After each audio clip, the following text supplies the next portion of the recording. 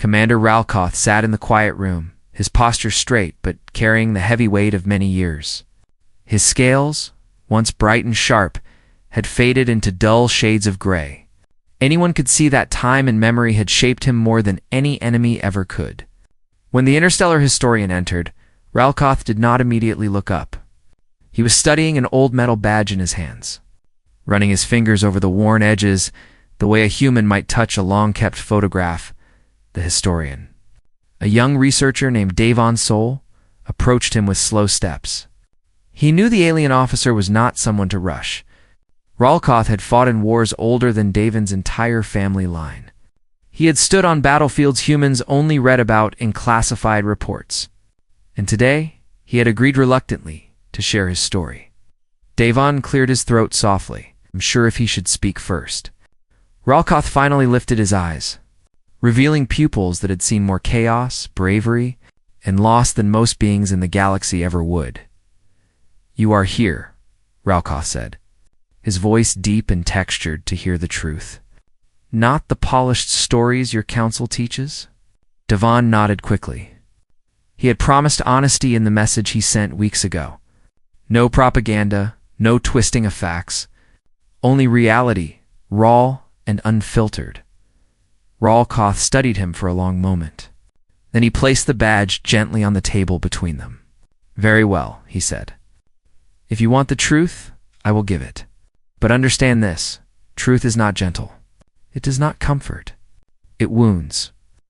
Davon quietly activated the recorder, placing it in the center of the table. The small device glowed blue as it began to store every word. Ralkoth watched it with slight amusement. "How strange," he murmured, "that a tool so small will carry stories bigger than entire star systems." For a moment, silence filled the room, thick and heavy.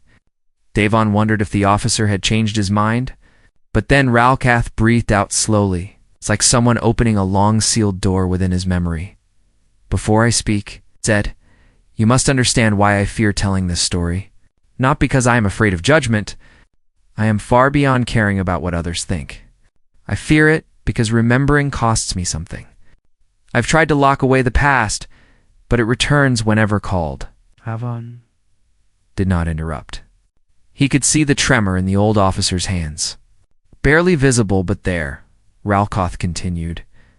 "Your council believes it knows everything about the human contact war. They have books, halas, documentaries, simulations, but all of it." He shook his head slowly. "All of it is only the outer shell. They do not know what it felt like. They cannot understand what we faced." The historian leaned forward slightly. "That is why your account matters," he said gently. "History is not complete without the voices of those who lived it." Ralkoth's eyes softened just a little. "You speak with respect. That is rare among your kind." He shifted in his seat. "Very well. Ask what you need." But Davon did not start with questions. Instead, he asked the one thing he hoped would open the officer's heart, not just his memory. "Why did you accept this interview? After so many years of silence, why now?" The old alien closed his eyes for a moment. When he opened them again, they glistened with something close to pain. "Because too many lies have spread," he said. "Because too many young officers think war is glory. They admire the stories but know nothing of the cost. And because—" he paused, struggling for a moment. "Because humans are returning to the stars in greater numbers, and the galaxy must understand the truth about them. The truth I saw with my own eyes." Davon felt a chill run down his spine. The weight in Ralkoth's voice was not fear, but something deeper respect mixed with sorrow. Ralkoth leaned closer, lowering his voice. "Write what I say exactly. Do not soften it. Do not hide it. If the galaxy must face the truth, let it be the full truth." Davon nodded. Heart pounding, the recorder continued, glowing softly. Ralkoth looked into the distance, as if the walls of the room had vanished and he was staring into another time, another place. "It began," he said quietly, "with a single drifting human ship. Damaged, silent, and yet more dangerous than anything we had ever encountered." And with those words, the past opened before him, pulling both storyteller and listener into the long-buried memories he had tried so hard to forget. Ralkoth remembered the day clearly, as if the stars themselves had carved it into his mind. His patrol fleet was moving through the quiet stretch of the neutral zone, a place where nothing unusual ever happened. The region was known for silence, for empty space, for long hours of routine scans. But on that day, the silence broke. One of the junior officers shouted that an unknown vessel had appeared on the edge of their sensors. At first, everyone assumed it was just debris or an abandoned mining drone. The readings were weak, flickering, and unstable. But as the fleet drew closer, the shape became clear. It was a ship small, broken, and drifting like a wounded creature lost in the dark. Ralkoth ordered a full scan. The results surprised everyone. The ship was human. None of the officers on the bridge had ever seen a human ship with their own eyes. They had studied diagrams in training, watched distant holas, and read old reports. But this was different. This was real. This was the species the Galactic Council called chaotic, unpredictable, too emotional to be a threat. And yet here they were, floating deep in a zone they should not have reached. "Are there life signs?" Ralkoth asked. "Yes, Commander," replied the scan officer, voice trembling. "But very faint. Multiple signatures." "They're injured." Ralkoth felt a strange mix of caution and curiosity. Protocol said they should secure the ship, disarm the crew, and take them for questioning.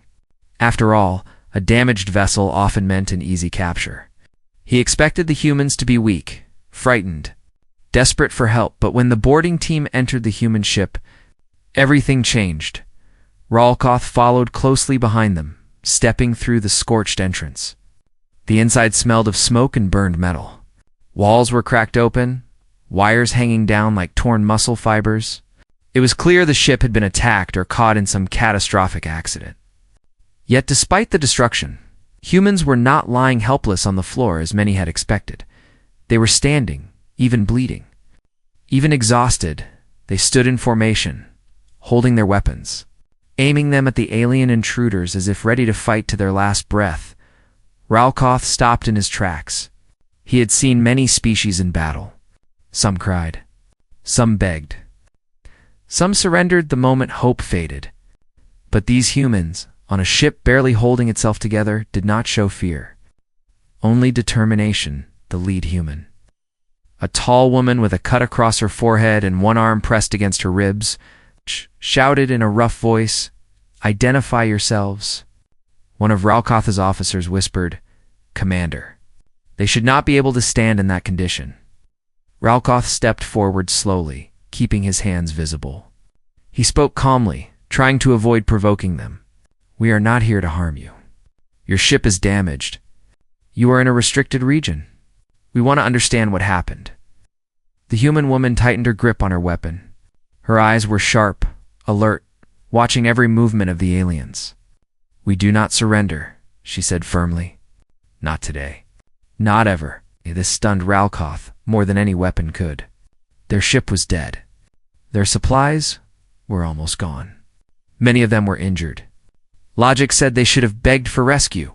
But humans, he realized, did not follow the logic of other species. They followed their own kind.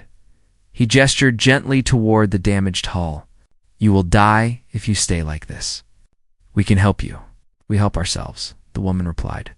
"If you want answers, fix the atmosphere filter first. Then we talk."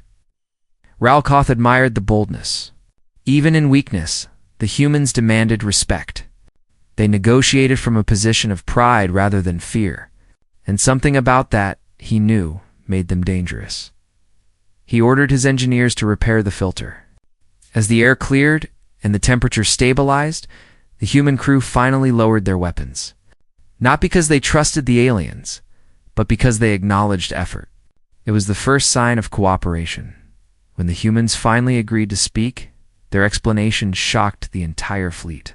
They had been exploring a new route, chasing a signal from an uncharted region, when an unknown enemy ambushed them. They refused to reveal details, but Ralkoth could tell they had been hunted. And yet they still fought their way through. As the hours passed, Ralkoth realized something deeper. Humans were not just strong, they were adaptable. Their minds moved quickly. Their instincts sharpened under pressure. And most frightening of all, they never accepted defeat. When the fleet eventually escorted them out of the neutral zone, Ralkoth could not shake the feeling forming inside him. This damaged ship, these stubborn soldiers, this unbreakable will, it was a warning. A quiet, drifting signal, telling the galaxy that humanity would not remain small or chaotic for long. They were coming, and the galaxy was not ready. The Galactic Council chambers were one of the most powerful places in the known universe. Yet Ralkoth remembered them as a hall filled with dangerous ignorance. Representatives from dozens of species gathered there beneath shining crystal lights, wearing robes of status, carrying symbols of authority, and sitting on seats that floated above the floor. They looked like wise leaders, but on the inside many of them were trapped in pride. When reports of the damaged human ship reached the council, most members reacted with amusement, not concern. They laughed at the idea that human small, emotional creatures from a relatively young planet could be taken seriously as a threat. Ralkoth was present that day, standing at the lower chamber as a military observer. He remembered the sound of the counselors' laughter echoing through the hall like a warning disguised as a joke. One counselor, a tall and feathered being named Virosith, waved a hologram of the human ship in the air. "Look at this," he said proudly. "A species who can't even keep their vessel intact? And you say they survived an ambush? Impossible. Their stories are exaggerated." Several others agreed. They believed the humans were lying to appear stronger. They believed the species was naive, desperate for attention, and incapable of producing any real military challenge. Ralkoth's jaw tightened as he listened. He had seen the humans with his own eyes. He had watched them stand inside a dying ship with courage stronger than armor. He had felt their resolve like heat in the air. But none of that mattered to the council. They preferred numbers and statistics over real experience. One counselor displayed the technological comparison charts. "Their weapons are decades behind ours," he declared. "Their ships are inefficient. Their shielding is poor. Their communication system is outdated. We have nothing to fear," another counselor added. "If they ever attack anyone, they will be crushed within a single cycle. We could defeat them before breakfast." Ralka stepped forward, requesting permission to speak. It was granted with eye rolls, as if his opinion was an unnecessary delay. "Counselors," he began, "technology alone does not win wars. Humans show unusual strength, even when badly injured. Their determination," as he didn't even finish, Viroseth interrupted with a laugh. "Determination. Emotional chaos, you mean? They act on impulse, not strategy," another counselor nodded. "Exactly. Their decision-making is unstable. Their emotions control them. They are unpredictable. Yes, but unpredictable in a foolish way." Ralkoth tried again. "They refuse to surrender, even when their ship was seconds away from destruction. That does not come from foolishness. It comes from something stronger." The counselor from the Yillar species raised a hand. "Every primitive species has stubbornness in its early stages. Let them mature. They will calm down." Ralkoth knew then that nothing he said would reach them. The council's mind was already made up. They believed humans were weak, messy, and insignificant. They believed no species driven by emotion could match the disciplined armies of the galaxy. Some even suggested that if humans misbehaved, the council should teach them a lesson by taking control of Earth's orbit. They spoke about it casually, as if planning a routine inspection. The worst part was the overconfidence in their own unity. The council believed that if a war ever broke out, all advanced species would join forces. They imagined a single, unstoppable wave of power crushing any resistance. They called it the one-front advantage. But Ralkoth knew something they ignored. Unity breaks under pressure. Fear changes alliances. And humans knew exactly how to break unity. They were experts at fighting bigger enemies, stronger armies, and impossible odds. Their history was full of wars where they survived by adapting, by inventing, by refusing to be erased. But the council did not study human history. They only read numbers. In their minds, humans were just another minor race. One counselor summarized their view with a single sentence: "They are not a threat. Their curiosity, those words haunted Ralkoth, because denying a threat does not make it disappear. It makes it stronger. And the Council's arrogance became the first step toward disaster. Their dismissal of humanity-shaped policies, training, and diplomacy. It led to weaker defenses in human-adjacent territories. It encouraged aggressive scouting missions. It pushed the galaxy toward conflict while believing it was impossible. Ralkoth left the chamber that day carrying a heavy certainty. The Council had miscalculated. They had mocked the one species who refused to stay small. They had underestimated the one species whose greatest power was not technology, but spirit. He knew then that the galaxy was walking into a storm it did not understand, and humans were the lightning. Ralkoth remembered the Hellfront as a place where the sky itself felt angry. No matter which planet or moon he landed on in that cursed region, something was always trying to kill him. Storms. Poisonous winds, freezing mountains, burning deserts, and of course, the humans who fought like the environment had trained them personally. The cluster of planets was officially marked as unfavorable for long-term habitation. But humans treated it like a challenge instead of a warning. His deployment order came with a simple message: retake the Hellfront. Humans have dug in. Ralkoth expected a quick mission. After all, the Council believed humans were still learning how to fight in space. But when his fleet reached the first planet, he realized how wrong they all were. The land was dry, cracked, and filled with hidden trenches. Human soldiers had built complex dugouts and tunnel networks that blended with the terrain, so well that even advanced scans missed them. When Ralkoth's troops marched forward, they were confident, calm, and organized until the ground suddenly erupted beneath them. Humans burst out from below like shadows, fast and fierce, attacking and disappearing before the aliens could react. Ralkoth saw one human soldier sprint across the battlefield with a broken arm. Another fought with a damaged breathing mask. They were injured, tired, dirty, but none of them stopped. They move like the land belongs to them, one of Ralkoth's officers whispered in disbelief. And it was true. The environment did not slow humans down, it seemed to empower them. On the second planet, endless toxic storms rolled across the surface. Visibility was so low that Ralkoth could barely see his own hands. The wind carried dust that burned through armor plates. His soldiers struggled to stay upright, coughing and stumbling. But the humans. They wore patched suits, dented helmets, and handmade filters. And somehow, they were still running, sliding across the sand, firing with precision, as if they had lived in the storm for years. Ralkoth once spotted a group of humans sitting calmly behind a rock, joking and laughing while lightning struck nearby. They treated the deadly storm like an annoying inconvenience, not a threat. How can they fight in this? Ralkoth muttered. A captured human later told him, "We fight wherever we need to. Weather doesn't get to choose the battleground." On the third world, the temperature dropped so low that metal cracked like glass.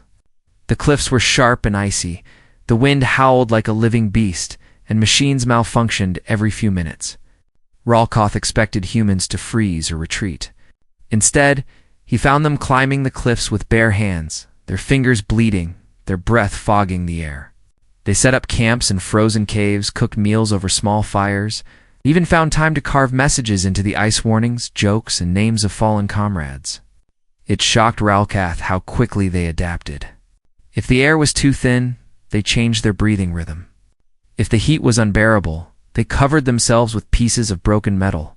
If food ran out, they found insects or plants most species avoided. They learned faster than any species he had ever met. One night, during a temporary ceasefire, Ralkoth's scouts reported that humans were singing on a battlefield covered in snow and broken machines. The sound echoed through the ice valleys, haunting and beautiful. Ralkoth could not understand the words, but he felt the emotionless hope, strength. None of his soldiers had ever sung during war. "That is why they do not break," he whispered to himself. "They carry something inside that we do not." The worst memories came from the caverns of the fourth planet. Those tunnels were dark, narrow, and filled with echoes. Ralkoth led a mission through them, expecting the humans to be afraid of the darkness. but they were masters of it. They moved silently, using hand signals, crawling through tunnels barely wide enough for a single person. They set traps that blended perfectly into the wall's wires. Pressure plates, hidden detonators. Ralkath's troops panicked. The darkness made them feel blind, but the humans saw it as home. Some of them fought with night vision goggles held together by tape. Others wore glowing wristbands to guide their squad. Their creativity seemed endless. By the time the campaign stretched across the remaining planets, one truth haunted Ralkath every night. Humans were not fighting the environment. They were becoming part of it. If the terrain was harsh, they adjusted. If it was deadly, they learned to use it. During one battle, a human commander shouted, "If the ground tries to kill you, make it your weapon." And the humans did exactly that. They set traps using falling rocks, redirected lava flows, and triggered lightning strikes using metal rods. As Ralkath looked across the Hellfront battlefields, he finally understood why the Council had been wrong. Humans were not simply strong. They were terrifyingly adaptable. They learned from every mistake. They used pain as a teacher. And most frightening of all, they did not stop. Not when wounded, not when outnumbered, not when hopeless. The Hellfront campaign was supposed to be easy. Instead, it became the moment the galaxy realized humanity was unlike any species that had ever walked the stars. Ralkath learned during the war that weapons and armor were not the most dangerous things humans carried. Their true strength came from something no scanner could detect, something no strategy could predict. It was their emotions. Their feelings did not weaken them, they powered them. And this was what broke the minds of many alien soldiers long before their bodies fell. The psychological shock began early in the conflict. Ralkath's troops had expected humans to fight with fear or confusion. Instead, they fought with a fire that seemed to grow stronger the more pressure they faced. During one battle, Ralkath watched humans charge forward while shouting in unison. It was not a simple war cry. It was a roar filled with anger, hope, and determination all mixed together. The sound shook the ground. Even the strongest alien soldiers froze for a moment, their hands trembling. Ralkath heard one of his soldiers whisper, "They sound like they want the battle, like they enjoy the danger." It wasn't enjoyment. It was something deeper. Humans used their emotions to push themselves beyond their limits. They felt fear, but kept moving. They felt pain, but kept fighting. They felt loss, but grew stronger instead of weaker. What confused alien soldiers the most was how humans treated their fallen. During one night battle, the rain pouring down and smoke rising from burnt machines, Ralkath saw a group of humans pause in the middle of retreat. They picked up an injured comrade, lifting him with great care. They carried him even though it slowed them down and made them vulnerable. Any other species would have left the injured behind to save the rest, but humans refused. "They waste time," an alien officer muttered. "No," Ralkath said quietly. "They honor each other. That is why they do not break." Later, when the humans reached safety, they formed a circle around the fallen fighter. They removed their helmets, touched the ground with their hands, and whispered something Ralkath could not understand. It was a ritual simple, emotional, and powerful. Many alien species did not understand such behavior, but they felt the weight of it. The humans' loyalty created a unity that no army could easily destroy. The psychological pressure grew even stronger in the larger battles. Humans painted symbols on their armor skulls, wings, flags, names each, one carrying personal stories. Some wrote messages like "for home," "for family," or "never again." Even aliens who could not read human languages sensed the meaning behind the markings. During the siege of a city ruin on the Hellfront, Ralkath captured a human journal. Inside were handwritten letters addressed to loved ones. Each letter was emotional, filled with dreams, memories, promises, and regrets. Ralkath read them quietly, feeling strange heaviness in his chest. He realized that every human who fought carried an entire world of emotions with them, connections, memories, hope. No alien species fought with such powerful personal reasons. Humans used grief as fuel. When one soldier fell, the rest fought even harder. Some alien armies collapsed when their leaders died. Humans did the opposite. They grew more dangerous. Ralkoth also noticed something unsettling. Humans did not fear death the way other species did. They feared failing their team more than dying. This made them unpredictable. Sometimes they rushed into impossible situations to save one of their own. Other times they created brilliant strategies powered by pure determination. Their emotions guided their decisions. And this unpredictability terrified alien commanders. One of the darkest moments Ralkoth witnessed was after a long battle. His troops had cornered a small group of humans in a crater. They should have surrendered. Their ammo was running low, and their injuries were severe. But instead of dropping their weapons, they stood in a tight circle, protecting each other. Their leader shouted, "If this is where we fall, then let us fall fighting." The aliens hesitated. No prey should speak like that. No prey should stand proud in the face of certain defeat.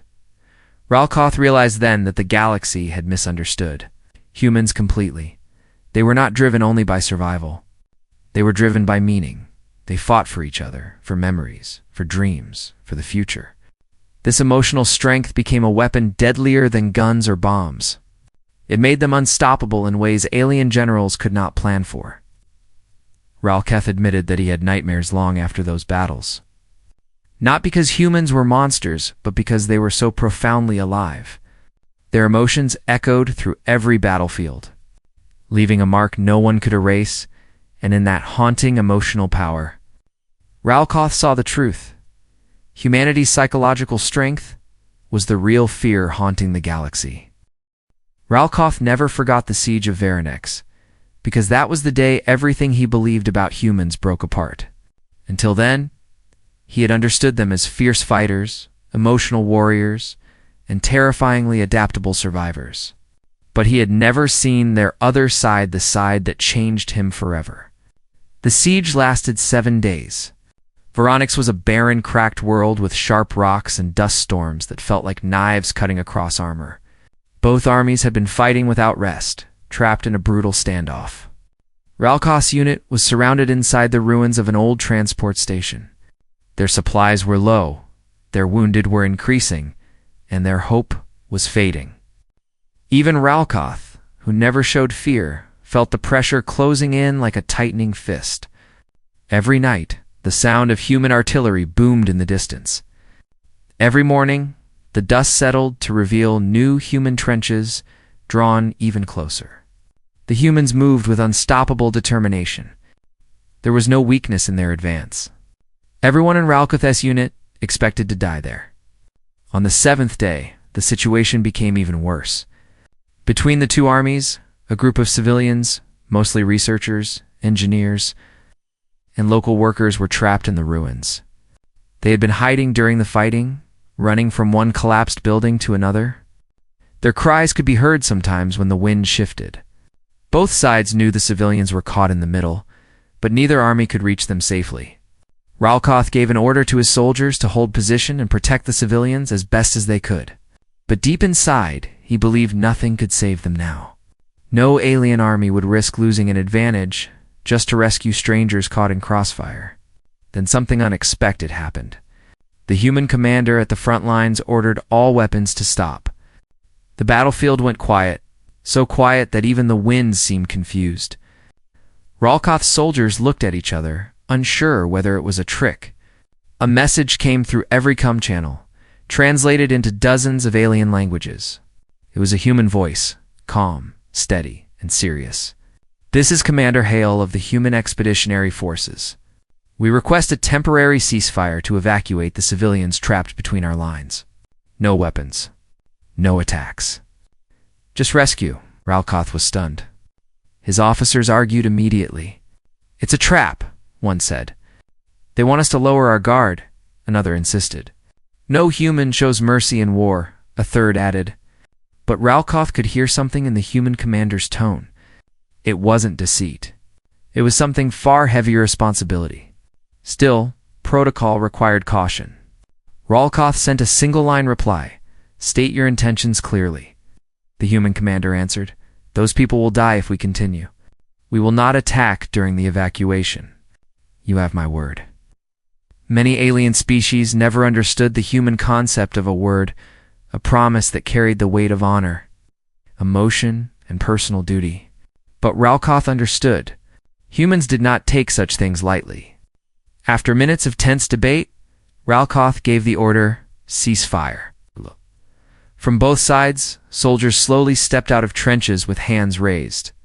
The battlefield was silent, except for the faint sobs of trapped civilians. Ralkoth watched as human soldiers approached from their side. Their armor was dented, their faces tired, some bleeding, yet they moved with purpose, not aggression. One human lifted a collapsed support beam with the help of another, while a third guided frightened children out of the rubble. Others provided water, blankets, and medical kits.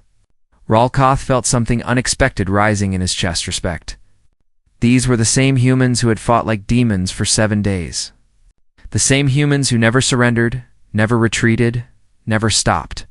And yet here they were, risking their lives not for victory, but for people who weren't even part of their own species. One scene hit Ralkoth the hardest. A human soldier knelt beside an injured alien child, gently cleaning a wound on her arm, speaking softly to calm her. When she whimpered, the human removed his own glove and let her hold his hand. The child stopped crying. Ralkoth whispered to himself, "How can the same beings who fight like storms also show kindness like this?" The evacuation took nearly an hour. Not once did a weapon fire. Not once did a soldier break the silence. It felt sacred, like the battlefield itself was watching. When the last civilian was safe, Commander Hale stepped forward and nodded toward Ralkoth's lines. "Thank you for honoring the ceasefire. The civilians are safe now. We will resume hostilities only if you initiate them." Hull out. And then the humans stepped back, returning to their positions without boasting, without threats, without showing any sign that they believed they had done something impressive. They simply did what they believed was right and prepared to fight again if needed. That moment tore through Ralkoth's understanding of warfare. The Council had called humans savages, chaotic, violent, but savages did not stop a battle to save strangers. Monsters did not risk their soldiers to protect children of another world. Humans were something far more complicated, capable of brutal strength and gentle mercy in the same breath. Ralkoth realized then that humanity's danger did not come from their weapons or strategies. It came from their unpredictable heart, and in that moment he understood why the galaxy feared them, and why he could never see them as simple enemies again. Ralkoth remembered the end of the human contact war not as a triumphant celebration, but as a long, heavy silence that settled over the galaxy like dust on abandoned ruins. There was no victory parade, no cheering crowds, no proud speeches. Both sides had bled too much, lost too much, and learned too much to pretend the war had been glorious. The ceasefire came quietly, through tired diplomats and exhausted commanders who no longer cared about pride. They cared only about stopping the cycle of destruction before it consumed everything. When the final agreement was signed, messages spread across star systems. Armies stood down, fleets retreated, and once destroyed planets finally saw their first peaceful sunrise in years. But peace didn't erase the memories. It didn't heal the scars. And it certainly didn't answer the questions echoing through the galaxy. What do we do about humanity now? This question became the center of every meeting, broadcast, and political debate. Across hundreds of worlds, species that once felt superior found themselves uneasy, even afraid. They had seen humans do the impossible. They had seen them survive hopeless battles, adapt to deadly environments, and show compassion in moments when most armies would have chosen cruelty. People whispered, "If they were able to match us with so little, imagine what they'll become in a century." The Galactic Council, which once laughed at humanity, now sat in uncomfortable silence. Some members shook visibly during discussions. Others avoided speaking at all. Their miscalculations had cost entire regions and countless lives. Many counselors resigned under pressure. Their reputations destroyed the moment. The truth came out. One official report described humanity as a strategic anomaly. Another called them a species that defies conventional assessment. But Ralcath knew those were polite ways of saying something much simpler. We underestimated them, and it nearly destroyed us. Many worlds demanded full investigations. Military academies across the galaxy started rewriting their doctrines. Entire textbooks were thrown away. Armies began training differently, faster, harder, and more creatively because they had learned the hard way that technology alone wasn't enough. You couldn't predict humans with charts and simulations. You had to expect the unexpected. The political fallout was even more intense. Old alliances broke under pressure. Some species accused the Council of lying. Others blamed rival factions for pushing the war forward. Laws were rewritten. Borders shifted. For the first time in centuries, the Council admitted fault. Ralcath was called to speak in several hearings.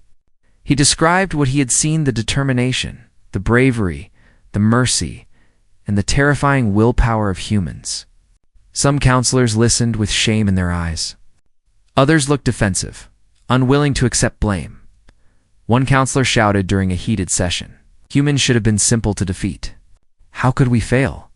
Ralcath responded quietly, "Because you judged them by their machines, not their hearts."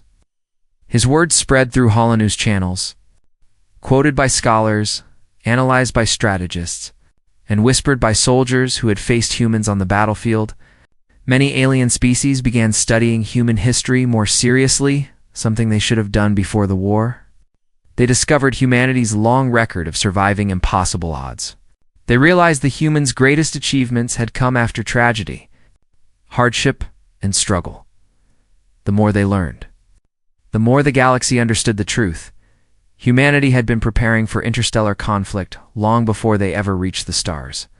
Without even knowing it, as the political world shifted, everyday life also changed. Mixed communities of humans and aliens started forming. Former enemies worked together on rebuilding projects.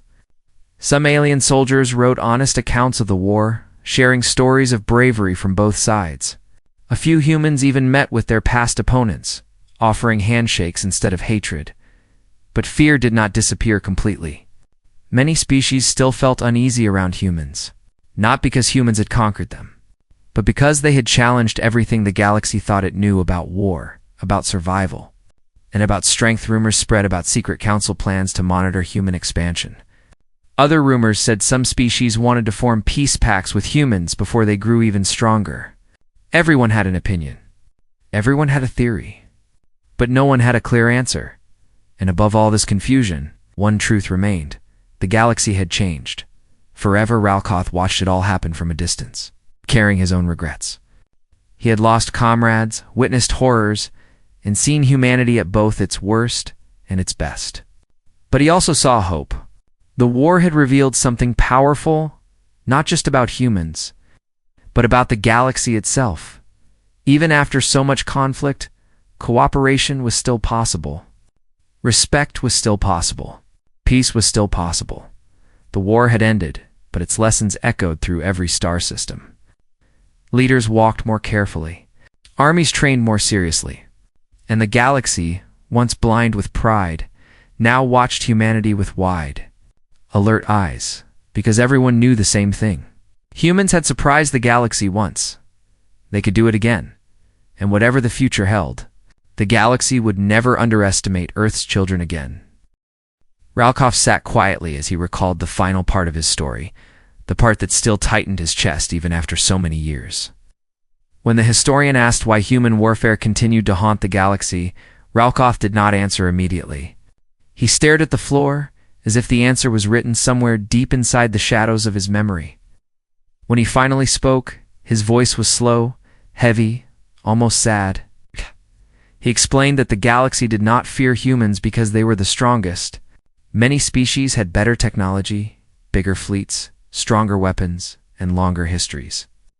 It was not raw power that made humanity dangerous. It was the simple fact that humans refused to follow the rules the galaxy had grown comfortable with. Every species fought in predictable ways. They had patterns, weaknesses, limits, and traditions. But humans were different. They could be gentle one moment, terrifying the next. They could negotiate peace with compassion, then fight like wild storms if pushed too far. This unpredictability made them impossible to fully prepare for. Ralkoth remembered a moment from the war when a captured human soldier told him, "We don't fight because we enjoy it. We fight because we have to protect something." That sentence stuck in his mind like a carving in stone. Aliens fought for territory, resources, pride, or political reasons. Humans fought for reasons that couldn't be measured: family, memories, ideals, hope, guilt, promises, dreams. This made them capable of incredible courage, but also incredible destruction. What haunted the galaxy most was not the violence itself. It was the idea that humans could switch from warriors to caretakers without warning. Ralkoth had seen them lift children out of burning buildings in the morning, and charge into battle in the afternoon with fire in their eyes. He had seen human medics treat wounded enemies as gently as they treated their own comrades. He had seen human soldiers cry over fallen enemies because they respected bravery, even if it came from the other side. No other species carried such a wide range of emotions into war. To the galaxy, it felt like facing a species with 1,000 personalities, each one capable of altering the outcome of a battle. Ralkoth said the Council still studied humanity even after the war ended. They tried to predict human behavior through charts, reports, and psychological data. But the more they studied, the more confused they became. Humans could be peaceful. Explorers are fierce defenders. They could be curious learners, or unstoppable fighters. Sometimes they were all these things at once, he told the historian. That alien generals still woke up from nightmares where human war cries echoed in their ears. Diplomats still hesitated before speaking to human representatives, unsure whether they were meeting gentle negotiators or fierce survivors. Civilians on distant worlds whispered stories about human bravery, human madness, human mercy, and human rage. Humanity had become a legend, a warning, and a mystery, all at the same time. Ralkoth also admitted something he had never said publicly. He admired humans deeply, not because they were perfect, but because they embraced their imperfections. They learned from mistakes much faster than other species. They adapted after every defeat, stood after every fall, and rebuilt after every disaster. The galaxy feared this resilience because it was not physical, it was emotional and mental. The kind of strength that could not be destroyed by bombs or lasers. He described one final memory. After the war, he met a human commander during a peace meeting. The commander shook his hand firmly and said, "There are no winners in war, only survivors. Let's make sure the next generation doesn't repeat our mistakes." That moment shattered the final piece of ignorance Ralkoth had left. Humans carried hope, even after the worst battles. They carried the desire for peace, even while holding weapons that could burn cities. This is what haunted the galaxy most: humanity's dual nature. The ability to be both destroyers and protectors. The ability to rage and to forgive. The ability to fight like beasts but dream like children. No species could predict which side would appear at any given moment. Ralkoth finally looked at the historian and said, "Humans are not the strongest species. They are simply the most human. And that is enough to change the course of stars." The historian fell silent, realizing the truth carried in those words. Humanity was not a threat because of their weapons. They were a threat because of their spirit, a spirit that refused to be tamed, classified, or controlled. And that spirit, Ralkoth said, would echo through the galaxy for generations. Shaping history long after he and the historian were gone,